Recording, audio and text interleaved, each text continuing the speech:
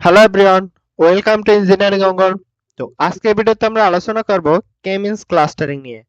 তোমার এটা একটা অত্যন্ত জনপ্রিয় আনসুপারভাইজড মেশিন লার্নিং অ্যালগরিদম। তো এই অ্যালগরিদম ব্যবহার করে আমরা কোনো লেভেল ছাড়াই ডেটাকে বিভিন্ন গ্রুপ বা ক্লাস্টারে ভাগ করতে পারি। তো চলো শুরু করা যাক আজকে আমাদের video K means clustering algorithm নিয়ে। তো প্রথমে আমি যদি একটু ডেফিনেশন বলতে চাই, K means is an unsupervised machine learning algorithm used to divide a set of data points into k groups clusters। আচ্ছা, তো কে মিনস ক্লাস্টারিং হলো একটা আনসুপারভাইজড মেশিন লার্নিং অ্যালগরিদম তোমার যা একটা ডেটা সেটকে কে সংখ্যক গ্রুপ বা ক্লাস্টারে ভাগ করে। Each cluster is represented by its centroid, the average position of points in that cluster. আচ্ছা, তো এইখানে তোমার প্রত্যেকটা ক্লাস্টারকে রিপ্রেজেন্ট করে একটা সেন্ট্রয়েড। আর এই সেন্ট্রয়েড মানে কি, সেন্ট্রয়েড হলো তোমার ওই ক্লাস্টারের সব পয়েন্টের গড় অবস্থানটা। The algorithm tries to put similar points into the same cluster by minimizing the distance between point and the cluster centers। আচ্ছা, তো এই অ্যালগরিদমটার আমাদের মূল লক্ষ্য হলো একই রকম ডেটা পয়েন্টগুলোকে একই ক্লাস্টারে রাখা এবং এর জন্য একটি ডেটা পয়েন্ট ও সেন্ট্রয়েডের মধ্যকার দূরত্বকে মিনিমাইজ করার চেষ্টা করা। তো চলো এখন আমরা কি আইডিয়াগুলো দেখে নেব, অর্থাৎ আমরা ধাপে ধাপে বুঝে নেব এর মূল আইডিয়াগুলো আমাদের কি কি বা কিভাবে আমাদের এই কাজটা করতে হবে। তো এখানে আমাদের প্রথম ধাপে ঠিক করতে হয় কে, মানে আমরা ডেটাকে কতটা ক্লাস্টারে ভাগ করতে চাই, নাম্বার অফ ক্লাস্টারস। তো উদাহরণ হিসেবে বলা যাইতে পারে যদি আমরা কে ইজ ইকুয়াল টু 2 নেই, মানে হচ্ছে আমাদের ডেটাটা দুইটা ভাগে ভাগ হবে। এরপর হচ্ছে আমাদের initialize K centroids randomly or by picking points. আচ্ছা, এরপর আমরা কে সেন্ট্রয়েড নির্বাচন করতে পারি। এগুলো সাধারণত র্যান্ডম ভাবেও নেওয়া যেতে পারে অথবা ডেটা সেটের কিছু পয়েন্ট থেকেই নেওয়া যেতে পারে। তো এই ক্ষেত্রে আমরা ডেটা সেটের পয়েন্ট থেকে নিয়েই করব। সামনে যে আমরা এক্সাম্পলটা দেখাবো সেখানে আমরা দেখবা ডেটা সেটের পয়েন্ট থেকে আমরা সেন্ট্রয়েড নিয়ে নিয়েছি। রিপিট প্রসেস, এরপর আমাদের দুইটা প্রসেস আমাদেরকে রিপিট করতে হবে। তোমার assign each point to the nearest centroid usually Euclidean distance. আচ্ছা, তোমার প্রত্যেকটা ডেটা পয়েন্টকে হিসাব করে দেখা হয় সে কোন সেন্ট্রয়েডের সবচেয়ে কাছে আছে। তো সাধারণত এখানে তোমার ডিস্টেন্স ক্যালকুলেট করতে তোমার ইউক্লিডিয়ান ডিস্টেন্সের যে ফর্মুলা সেটা ব্যবহার করা হয়। যেই সেন্ট্রয়েডের তোমার দূরত্ব কম পয়েন্টটা ওই ক্লাস্টারে অ্যাসাইন করা হয়। এরপর আছে আমাদের recalculate each centroid as the mean of points assigned on it. যখন যখন সব পয়েন্ট থেকে কোনো না কোনো ক্লাস্টারে অ্যাসাইন হয়ে যায় তখন প্রত্যেকটা ক্লাস্টারের জন্য নতুন আবার তোমার সেন্ট্রয়েড হিসাব করা হয়। আর নতুন সেন্ট্রয়েডটা আমরা হিসাব করি কিভাবে, ওই ক্লাস্টারের সব পয়েন্টের গড় বের করে। কিভাবে আমরা নতুন সেন্ট্রয়েড ক্যালকুলেট করি, ওই ক্লাস্টারের সব পয়েন্টের গড় বের করে। তারপর আমাদের স্টপ কন্ডিশন কি, stop when assignments do not change convergence or after a fixed number of iteration। তো এটা এই দুইটা ধাপ কতক্ষণ পর্যন্ত চলবে, তোমার যতক্ষণ না ক্লাস্টার অ্যাসাইনমেন্ট আর পরিবর্তন না হয়, অর্থাৎ আমাদের বারবার একই ক্লাস্টারে চলে আসতেছে পয়েন্টগুলো, এরকম হইলে আমরা স্টপ হইতে পারবো, অথবা তোমার নির্দিষ্ট সংখ্যক আইটারেশন শেষ হইলে আমরা স্টপ হইতে পারবো। তোমার এই অবস্থাকে বলা হয় কনভারজেন্স। তো এরপর আমরা ইউক্লিডিয়ান ডিস্টেন্সের ফর্মুলাটা দেখে নেব। এই ক্ষেত্রে আমাদের পয়েন্টস এর জন্য আমরা ধরে নিয়েছি পি, এটা হচ্ছে পয়েন্টের হচ্ছে এক্সপি ওয়াইপি, অর্থাৎ এক্স অক্ষ ওয়াই অক্ষের জন্য এক্সপি, এক্স অক্ষের জন্য এক্সপি, ওয়াই অক্ষের জন্য ওয়াইপি, আর সেন্ট্রয়েড হচ্ছে সি ধরে নিয়েছি আমরা এক্সসি ওয়াইসি। তো সেই ক্ষেত্রে আমাদের ডি অফ পিসি হলো আমাদের root over XP minus XC whole square plus YP minus YC whole square. এখানে পি হলো আমাদের পয়েন্ট আর সি হলো আমাদের সেন্ট্রয়েড। ঠিক আছে, তো এরপর আমরা একটা ম্যাথ দেখে নেব। তো এখানে আমাদের 6টা পয়েন্ট দেওয়া আছে, P1 থেকে P6 পর্যন্ত আমরা দেখতে পাইতেছি। এখন এটার জন্য আমাদের এই কাজটা করতে হবে, কে মিনস অ্যালগরিদম যেটা আছে আমাদের সেটা অ্যাপ্লাই করতে হবে। তো এখানে আমাদের প্রথম কাজ কি, আমরা জানি প্রথম কাজ হচ্ছে আমাদের কে নির্বাচন করা। তো এই ক্ষেত্রে আমরা কে ধরে নিছি কত, কে ধরে নিছি আমরা 2, মানে হচ্ছে কি আমাদের কয়টা ভাগে ভাগ করব, আমাদের ডেটাটাকে দুইটা ভাগে ভাগ করব। তো সেই ক্ষেত্রে আমাদের কি করতে হবে, ইনিশিয়াল সেন্ট্রয়েড ধরে নিতে হবে। এখন আমরা ইনিশিয়াল সেন্ট্রয়েড আমরা দুই ভাবে ধরতে পারি, হয় র্যান্ডমলি নইলে পয়েন্ট থেকে পিক করে। তো এই ক্ষেত্রে আমরা আগেই বলছি আমরা কি করব, পয়েন্ট থেকে পিক করব। তো সেই অনুযায়ী আমরা পয়েন্ট থেকে পিক করলাম, সি1 নিলাম, একটা সেন্ট্রয়েড নিলাম তোমার পি1, আর একটা সেন্ট্রয়েড নিলাম পি2। তো সেই ক্ষেত্রে আমাদের সি1 নিলাম সেম অ্যাজ পি1 যেটা 185.72। এরপর আমরা সি2 নিলাম সেন্ট্রয়েড 2, পি2 যেটা 170.56 সেম অ্যাজ পি2 নিয়ে নিলাম আমরা। এখন আমাদের কাজ কি, এখন আমাদের কাজ হলো প্রত্যেকটা সেন্ট্রয়েড থেকে আমাদের যেই ডিস্টেন্স পয়েন্টের যে ডিস্টেন্স গুলো আছে ওইগুলা ক্যালকুলেট করা। তো সেই ক্ষেত্রে আমরা একটা ক্যালকুলেট করে আমরা দেখাই দিছি। আমাদের এখানে আমরা সেন্টার নিছি দুইটা, একটা হচ্ছে C1 আর একটা C2 আমরা এখানে লিখলাম। আর পয়েন্টগুলো আমরা এখানে এই সোজা বরাবর লিখলাম। এখানে আমাদের আছে P1, এটা হচ্ছে আমাদের P2, এটা হচ্ছে আমাদের P3, এটা হচ্ছে আমাদের P4, আর এটা হচ্ছে আমাদের P5, আর এটা হচ্ছে আমাদের P6। পয়েন্টগুলো আমরা এখানে নিলাম আর সেন্ট্রয়েডগুলো আমরা এখানে নিলাম। এটা হচ্ছে আমাদের C1 আর এটা হচ্ছে আমাদের C2, এই যে এখানে আমরা ধরে নিয়েছিলাম যেই সেন্ট্রয়েডগুলো সেইগুলো। তো ডিসটেন্স ক্যালকুলেট করবো আমরা ইউক্লিডিয়ান ডিসটেন্স ফর্মুলা দিয়ে।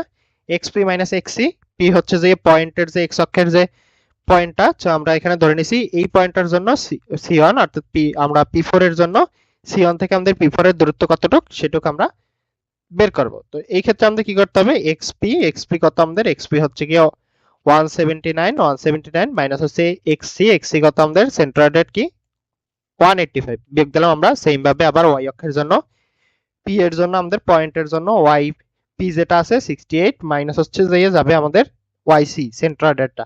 তো বিয়োগ করলাম, বিয়োগ করে আমাদের যদি একটু রুট করি, রুট ওভারটা আমি একটু দিয়ে দেই টান দিয়া। তো এই ক্ষেত্রে আমাদের বিয়োগ করার পর পাই আমরা এখানে পাই -6, এখানে -4, হোল স্কয়ার করলে হয় আমাদের 36 আর 16 ইকুয়াল টু বের হয় আমাদের 52। তো 52 রুট করলে আমাদের হয় 7.211। তো এখানে আমরা লিখে নিলাম 7.21।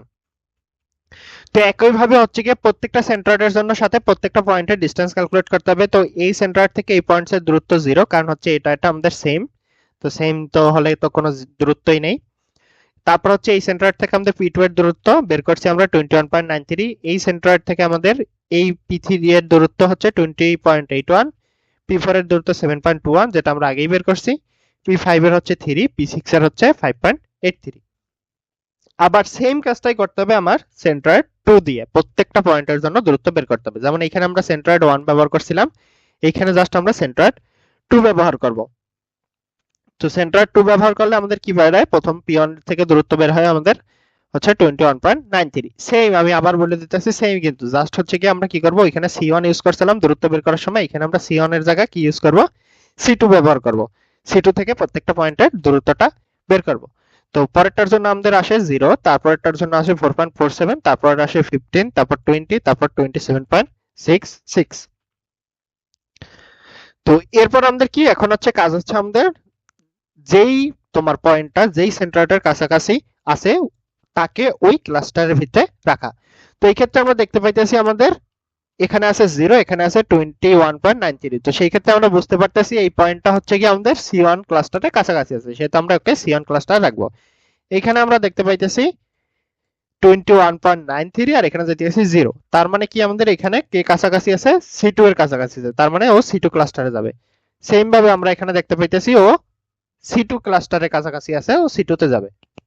পরেরটা আমরা দেখতে পাইতেছি ও C1 এর কাছাকাছি আছে, সে তো C1 ক্লাস্টারে যাবে। পরেরটা আবার ও C1 এর কাছাকাছি আছে, আবার C1 ক্লাস্টারে যাবে। পরেরটাও দেখতে পাইতেছি আমরা C1 এর কাছাকাছি আছে, C1 ক্লাস্টারে যাবে। আমরা কি পাইলাম, অ্যাসাইন গ্রুপ আমাদের কি হলো, P1 এর জন্য C1, P2 যাবে C2 তে, P3 ও যাবে C2 তে, P4 যাবে C1 এ, P5 যাবে হচ্ছে C1 এ, P6 যাবে C1 এ। তো আমরা লিখে নেব আমাদের ক্লাস্টার C1 এর জন্য পয়েন্টগুলো কি, 1টা 2টা 3টা 4টা, আমরা যেটা 4টা পাইছি, 1টা 2টা 3টা 4টা, P1 P4 P5 P6। আর C2 এর জন্য কত পাইছি, P2 আর P3। তো লিখে নিলাম আমরা P2 আর P3 এর যে পয়েন্টগুলো আছে আমরা সেটা লিখে নিলাম। তো এইগুলো আমাদের প্রথম কাজ। এরপর আমাদের কি করতে হবে, আবার সেন্ট্রয়েড নির্বাচন করতে হবে। তো এইবার আমরা সেন্ট্রয়েড নির্বাচন করব কিভাবে, আমরা আবারই বলছি কি করব, আমরা সেন্ট্রয়েড নির্বাচন করব কিভাবে, মিন বের করে মানে গড় বের করে, যেই ক্লাস্টারের ভিতর যেই পয়েন্টগুলো আছে ওইগুলোর গড় বের করে আমরা নতুন সেন্ট্রয়েডটা নির্বাচন করব। তো সেই ক্ষেত্রে আমাদের এখানে ছিল C1 এর কাছে আমাদের 4টা ছিল, 185 72 179 68 182 72 188 77। তো আমরা লিখলাম। তো এক্স কোঅর্ডিনেটের জন্য আমরা গড়টা বের করি, 4টা যোগ করব, 4 দ্বারা ভাগ করে রইল আমাদের 183.5। ওয়াই কোঅর্ডিনেটের জন্য আমরা আবার 4টা যোগ করে 4 দ্বারা ভাগ দেব, রইল আমাদের 72.25।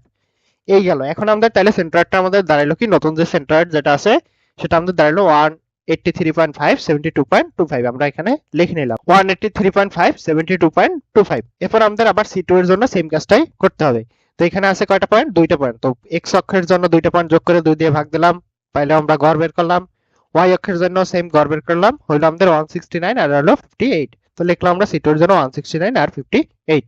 তো এখন আমাদের কাজ কি? এখন আমাদের কাজ হলো এই নতুন সেন্ট্রয়েড গুলো দিয়ে আবার হচ্ছে গিয়ে ডিসটেন্স বের করে দেখা যায় আমাদের কোনো কিছু চেঞ্জ হয়েছে কিনা।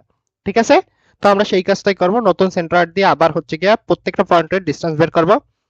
তো এই হলো সেন্ট্রয়েড সি1, এটা হলো সেন্ট্রয়েড সি2। এখানে আমরা লিখছি পি1, এটা হচ্ছে আমাদের পি2, এটা হচ্ছে আমাদের পি3, এটা হচ্ছে আমাদের পি4, এটা হচ্ছে আমাদের পি5, এটা হচ্ছে আমাদের পি6।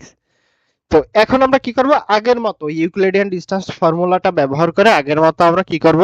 ডিসটেন্সটা ক্যালকুলেট করব। তো এই ক্ষেত্রে ডিসটেন্স ক্যালকুলেট করলে আমাদের হয় যে 1.521, তারপর হয় আমাদের পি2 এর জন্য হয় এটার সাথে সি1 এর সাথে ডিসটেন্স ক্যালকুলেট করলে হয় আমাদের 21.126, তারপর হয় আমাদের 19.756, তারপর আমাদের 6.190, তারপর 1.521, তারপর হয় আমাদের 6.543।